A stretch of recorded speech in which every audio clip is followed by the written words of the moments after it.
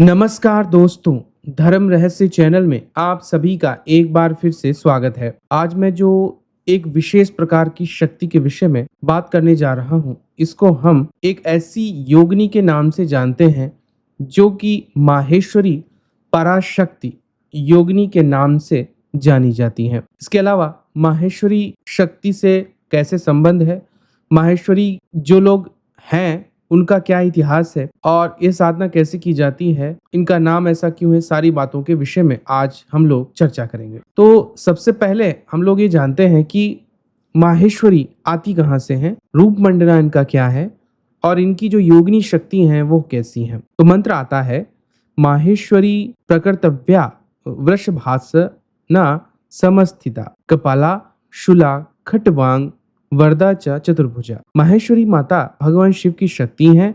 उन्हें महेश्वरा के नाम से भी जाना जाता है और उनके कई नाम हैं, रुद्री, रुद्राणी, महेशी, रुद्र, महेश, और ये सब भगवान शिव के ही नाम है। उनका रंग सफेद है, उनकी 3 आंखें हैं, उनका वाहन जो है जो नंदी बैल है, सर्प के आभूषण धारण करती हैं और अर्धचंद्राकार चंद्रमा उनकी जटा मुकुट से सुशोभित है। वह अपने 2 हाथों में, एक में त्रिशूल और एक में माला ध्येय का धारण किए हुए रहती हैं और कभी कभी उन्हें पान पात्र, कुल्हाड़ी, सर्प या खोपड़ी के साथ भी वर्णित किया जाता है। अन्य 2 अभय और वरदान की मुद्रा में दिखाई पड़ता है। अब यहाँ पर मैं आपको देवी के जो षटभुजी रूप है उसके आधार पे ही इन योगिनी के विषय में बता रहा हूँ, जो माहेश्वरी पराशक्ति के नाम से जानी जाती हैं। और विष्णु धर्मोत्तर पुराण में इस तरह वर्णन भी आता है कि देवी माहेश्वरी की यह योगिनी जो है पूरी तरह देवी माहेश्वरी के जैसी ही है। देवी माहेश्वरी के यहाँ पर 5 मुख हैं, जिनमें से प्रत्येक में 3 आंखें हैं और प्रत्येक जटा मुकुट से सुसज्जित है, जिनमें प्रत्येक पर एक अर्धचंद्राकार चंद्रमा है। 4 हाथों में वह पाश, डमरू, शूल, घंटी और 2 शेष हाथों में क्रमशः अभय और इच्छा पूर्ति के वरदान स्वरूप, ऐसे स्वरूप को वो धारण करती है। तो देवी के माध्यम से इस स्वरूप को हम लोग समझते हैं या जानते हैं कि ऐसा क्या है रहस्य इनका। लेकिन जब हम जानते हैं कि 64 योगिनियों की उत्पत्ति होती है तो देवी के जो स्वरूप हैं उनसे जो मूल तत्व निकलते हैं उनमें ही 64 योगिनी शक्तियों के नाम आते हैं। इसी में अगर आप देखते हैं कि देवी माहेश्वरी पराशक्ति एक ऐसी देवी हैं जो देवी का ऐसा स्वरूप जो उनके साथ गुप्त रूप में रहता है, चलता है और अद्भुत चमत्कार से परिपूर्ण है, गुप्त माना जाता है। और 64 योगिनियों में 62वें नंबर यानी 62 नंबर पे इनका नाम भी आता है। तो इन्हीं के ही मंत्र और विधान के विषय में भी बताता हूँ। लेकिन सबसे पहले हम जानते हैं कि माहेश्वरी शक्ति का उत्पत्तिकरण विशेष रूप से कब देखने को मिलता है। तो इनके संबंध में जो कथा आती है वो इस प्रकार से है कि खंडेलपुर, जिसे हम लोग खंडेला नगर या खंडिल्य के नाम से भी उल्लेखित करते हैं, नामक राज्य में शूरवंशी क्षत्रिय राजा खडगल सेन राज्य करते थे और इसके राज्य में सारी प्रजा सुख और शांति से रहती थी। राजा धर्मावतारी और प्रजा प्रेमी भी था, परंतु राजा की कोई पुत्र नहीं था। खडगल सेन इस बात को लेकर चिंतित रहता था कि पुत्र नहीं होने पर उत्तराधिकारी कौन होगा, और खडगल सेन की चिंता को जानकर मत्स्यराज ने परामर्श दिया कि आप अगर पुत्रेष्ठ यज्ञ करवाएं तो इससे पुत्र की प्राप्ति होगी। और राजा खडगल सेन ने मृत्युओं से जो है बातचीत करके घोसी धीरी से ऋषियों के सत्सम्मान आमंत्रित कर पुत्रेष्ठ यज्ञ कराया। पुत्रेष्ठ यज्ञ विधि पूर्वक पूर्ण होने पर यज्ञ की प्राप्ति और हवि को राजा खडगल सेन और महारानी ने प्रसाद रूप से भक्षण करते हुए ऋषियों से आशीर्वाद लिया और साथ ही साथ कहा कि तुम्हारा पुत्र बहुत ही पराक्रमी और चक्रवर्ती होगा, उसे 16 वर्ष की उम्र तक उत्तर दिशा की ओर ना जाने देना, अन्यथा उसकी अकाल मृत्यु हो जाएगी। कुछ समय के उपरांत महारानी ने एक पुत्र को जन्म दिया और राजा ने पुत्र जन्म का उत्सव बड़े ही उल्लास के साथ मनाया। उसका नाम सुजान सेन रखा गया। शिक्षा भी हुई, राजकाज हुई, शस्त्र विद्या में वह आगे बढ़ने लगा और सुजान सेन का विवाह चंद्रावती के नाम से एक कन्या के साथ भी हुआ। दैव योग से एक जैन मुनि खंडेलपुर वहां आए और सुजान उनसे बहुत प्रभावित हुआ। उसने अनेकों जैन मंदिर बनवाए और जैन धर्म का प्रचार प्रसार शुरू किया। जैन मत के प्रचार प्रसार की धुन में वो भगवान विष्णु, भगवान शिव और देवी भगवती को मानने वाले और इनकी उपासना करने वाले प्रजाजनों को ही नहीं बल्कि ऋषि मुनियों को भी प्रताड़ित करने लगा और उन पर अत्याचार करने लगा। ऋषियों द्वारा कही बात के कारण सुजान सेन को उत्तर दिशा में नहीं जाने दिया जाता था। लेकिन एक दिन राजकुमार सुजान सेन 72 उमरावों को लेकर हठपूर्वक जंगल में उत्तर दिशा की ओर गया उत्तर दिशा में सूर्य कुंड के पास जाकर देखा, वह महर्षि पराशर की अगुवाई में सारस्वत, ग्वाला, गौतमी, श्रृंगी और दधीचि ऋषि यज्ञ कर रहे हैं। वे ध्वनि से बोल रहे हैं। यो यह देखकर बहुत आग बबूला हो गया और क्रोधित होकर बोला कि इस दिशा में ऋषि मुनि शिव की भक्ति करते, यज्ञ करते, इसलिए पिताजी मुझे इधर आने से रोकते थे। उसने क्रोध में आकर अपने उमरावों को आदेश दिया कि इस प्रकार यज्ञ का विध्वंस कर दो, यज्ञ सामग्री नष्ट कर दो, ऋषि मुनियों के आश्रम नष्ट कर दो। राजकुमार की आज्ञा पालन करने पर बढ़े हुए उमरावों को देखकर ऋषि भी क्रोध में आ गए। उन्होंने श्राप दे दिया कि सब निष्प्राण हो जाओ।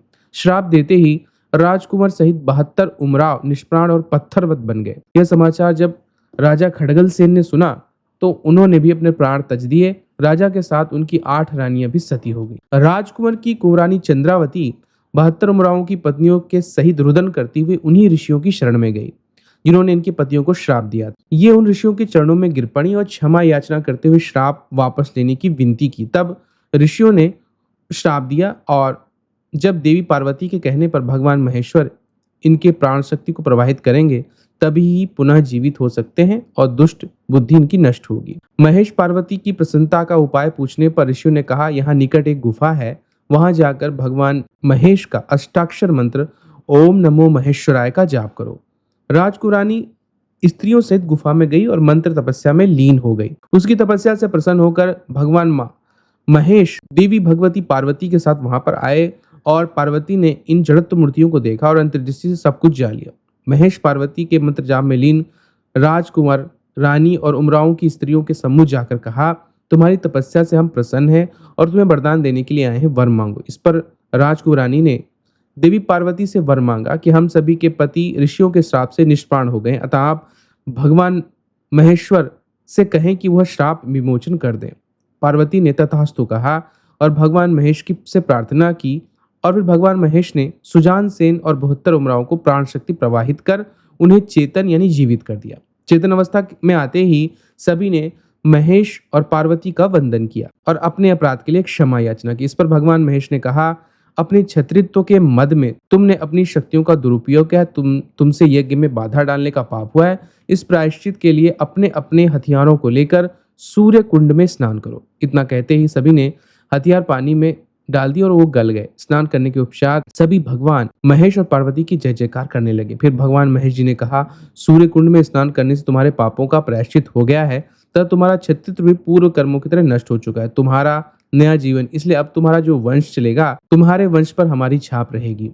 देवी माहेश्वरी यानी पार्वती के द्वारा तुम्हारी पत्नियों को दिए गए वरदान के कारण ही तुम्हें नया जीवन मिला है, इसलिए तुम्हें माहेश्वरी नाम से जाना जाएगा। अब तुम्हारे महेश पार्वती संतान की तरह तुम इनकी माने जाओगे। तुम दिव्य गुणों को धारण करोगे, द्यूत, मद्यपान, पर स्त्री गमन, त्रिदोषों से मुक्त रहोगे।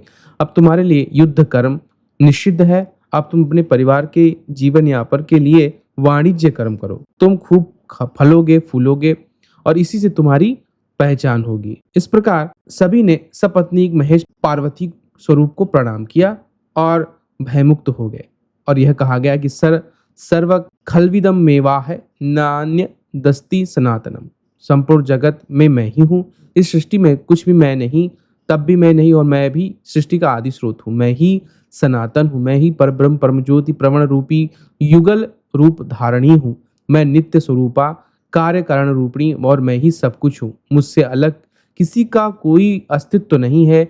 मेरे किए हुए से सब कुछ होता है, इसलिए तुम सब अपने मन की आशंकाओं को मुक्त कहकर तुम मुक्त हो जाओ। ऐसा कहकर देवी माहेश्वरी ने सभी को दिव्य दृष्टि दी और अपने आदि शक्ति पराशक्ति स्वरूप का दर्शन कराया और यह भी दिखाया कि शिव ही शक्ति है और शक्ति ही शिव है। शिवस्य अभ्यंतरे शक्ति, शक्तिरभ्यंतरे शिवी, अर्थात शिव शक्ति में निहित है और शिव शक्ति में ही निहित है। इसलिए शिव के बिना शक्ति अथवा शक्ति के बिना शिव का कोई अस्तित्व नहीं है।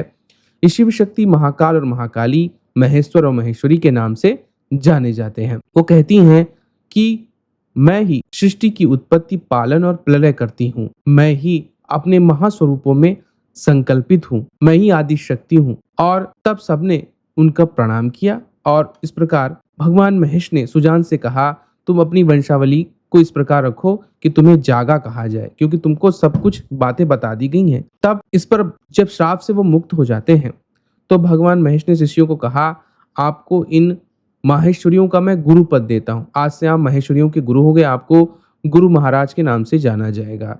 और इस प्रकार फिर माता पार्वती ने जिज्ञासापूर्ण अनुरोध पर पूछा तो भगवान ने उन्हें बताया कि गुरुर्देवो गुरुर्धर्मो गुरो निष्ठा परंतपः गुरो परंतर त्राणी त्रिवारम कथयामि ते, अर्थात गुरु ही देव है, गुरु ही धर्म है, गुरु में निष्ठा परम तप है, गुरु से अधिक और कुछ नहीं है, यह मैं 3 बार कहता हूँ।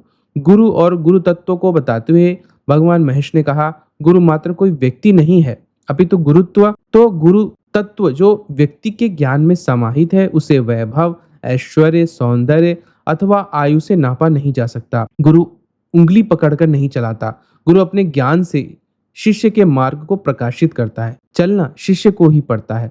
जैसे मैं और पार्वती अभिन्न हैं, वैसे ही मैं और गुरु तत्व दोनों अभिन्न हैं। इस तरह से गुरु और गुरु तत्व के बताने के पश्चात महेश भगवान पार्वती सहित वहां से फिर अंतर्ध्यान हो गए। कहते हैं उमरावों के चेतन होने के शुभ समाचार को जानकर वह सारे परिजन वहां पर आ गए और सबने सूर्य कुंड में स्नान किया और ऋषियों ने फिर वहां पर स्त्रोत मंत्रों के द्वारा उनका कल्याण किया। तो इस प्रकार से कहा जाता है कि भगवान महेश और देवी माहेश्वरी की कृपा से माहेश्वरी लोगों की उत्पत्ति हुई थी। माहेश्वरी समाज इसी दिन को ज्येष्ठ शुक्ल नवमी के रूप में मनाता है, इसलिए महेश नवमी के रूप में माहेश्वरी समाज में ये बात जानी जाती है। अब ये तो हो गई माहेश्वरी उत्पत्ति। मैं आपको बताता हूँ कि जब एक बार एक गुप्त ऋषि ने इसी प्रकार अपने कुल से आनंदित होकर देवी भगवती की आराधना की तो उसके कठिन तप से देवी के ही एक स्वरूप ने उन्हें दर्शन दिए थे। और जब उन्होंने दर्शन किए तब उन्होंने कहा कि तुमने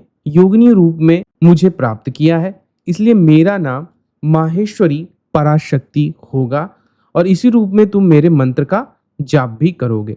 तो देवी का यह माहेश्वरी पराशक्ति स्वरूप है। यहाँ पर उन्हीं माहेश्वरी के श्री अंगों का और उन्हीं के स्वरूपों को जैसे स्वरूप में प्रकट होने वाली जो योगिनी शक्ति हैं, उन्हीं को हम षटभुजी रूप में यानी कि 5 मुख रूप में 6 भुजाओं वाली देवी के रूप में आप जानते हैं। इस प्रकार यह देवी ही योगिनी स्वरूप में प्रस्तुत हैं।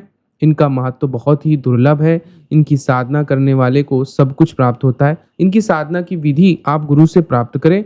वैसे संक्षेप रूप में मैं यहाँ पर आपको यह बताता हूँ कि देवी माहेश्वरी पराशक्ति को आप केवल माता स्वरूप में ही प्राप्त कर सकते हैं, उसी रूप में इनकी सिद्धिकरण किया जाता है। आपके जीवन में जो भी संकट हो, जो भी परेशानी हो, उस सब को नष्ट करने की शक्ति ये महायोगिनी देवी करती हैं। यह योगिनी एक ऐसी शक्ति है जिनके प्रभाव से जीवन के हर संकट को आप टाल देंगे और इनकी पूर्ण सिद्धि होने पर विभिन्न प्रकार के दिव्य अस्त्र शस्त्रों के विद्या के साथ भगवान शिव का सामीप्य भी प्राप्त होता है।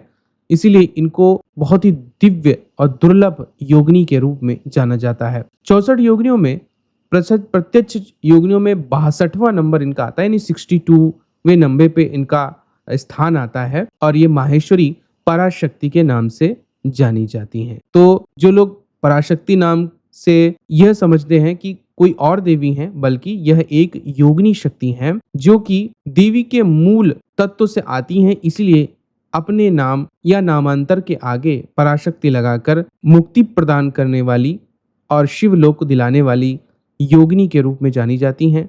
इसलिए बहुत ही उच्च कोटि की योगिनी है। प्रत्यक्ष 64 योगिनियों में इनका नाम आता है और तांत्रिक विद्याओं में इनकी जो साधना का विधान है वह बिल्कुल माता माहेश्वरी की साधना के जैसा ही है। तो इसके लिए अगर आप यह साधना करना चाहते हैं तो किसी भी श्वेत प्रदेश का चयन करें। श्वेत प्रदेश का अर्थ होता है जहां पर चारों तरफ सफेदी फैली हो, और ऐसा स्थान तो केवल और केवल हिमालय पर्वत ही हो सकता है जहां चारों तरफ सफेदी फैली रहती है। वहां पर किसी गूढ़ या गुप्त स्थान में आप गुफा के अंदर बैठकर वृष चर्म, यानी कि अगर कोई बैल या गाय सफेद रंग की मर गई हो तो उसकी खाल के ऊपर बैठ करके यह साधना की जाती है। और इस साधना में गोपनीय रूप से 41 दिन तक अखंड जाप करना चाहिए। रोजाना 90 माला मंत्र जाप रात्रि के समय किया जाता है। देवी की प्रतिमा बनाएं, उसके सामने घी का दीपक जलाएं और रुद्राक्ष की माला से मंत्र का जाप करें। देवी का मंत्र क्या है, ध्यान पूर्वक सुने।